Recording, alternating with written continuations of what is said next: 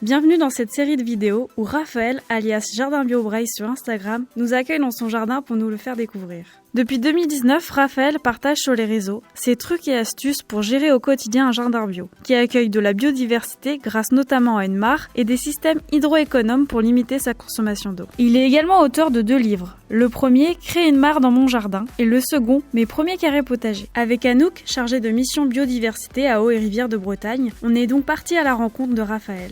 Et pour ce premier épisode, on va apprendre à accueillir de la biodiversité dans son jardin. Et pour ça, Raphaël nous fait un petit tour de son jardin et de ses installations, en commençant par une haie sèche. C'est avec tout le bois mort que je récupère un peu dans le jardin ou le surplus. L'idée, c'était de faire une petite séparation à cet endroit-là. Et ça fait aussi en même temps un abri pour tous les petits insectes. On peut retrouver ça même dans les bocages, dans les jardins et même dans les espaces plus paysagers où on veut faire de la déco. C'est vraiment bénéfique, quoi.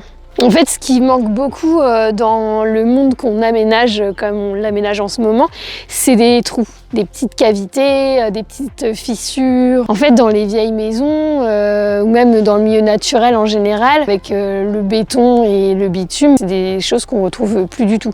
Et donc, par exemple, là, ce qui est intéressant, c'est qu'il y a plein de petits trous, petits interstices qui vont pouvoir abriter des bêtes, mais aussi garder l'humidité, faire des microclimats et donc pouvoir développer toute une faune et une flore intéressante, quoi. J'ai une caméra qui filme la nuit. Alors du coup, sur la mare, ce que j'ai observé vachement, c'est les petits hérissons du coup qui buvaient dans la mare. Les oiseaux, voilà, là c'est toute la journée du matin au soir qui font leur petit bain. Surtout l'été en plus quand il fait chaud, du coup ça fait un point d'eau.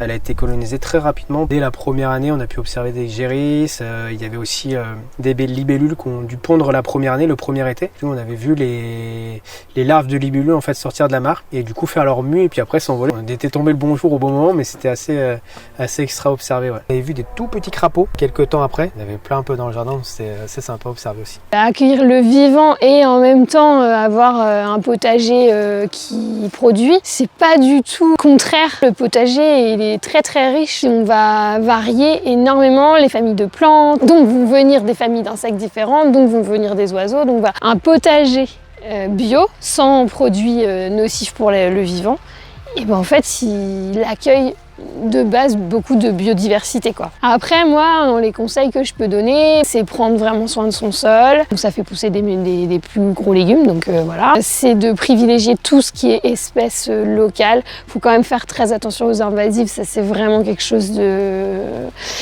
terrible, hein. Et puis ça, alors là, il y a des invasifs dans tous les sens et partout, dans le végétal, dans l'animal. Ça, c'est vraiment la plus grosse difficulté.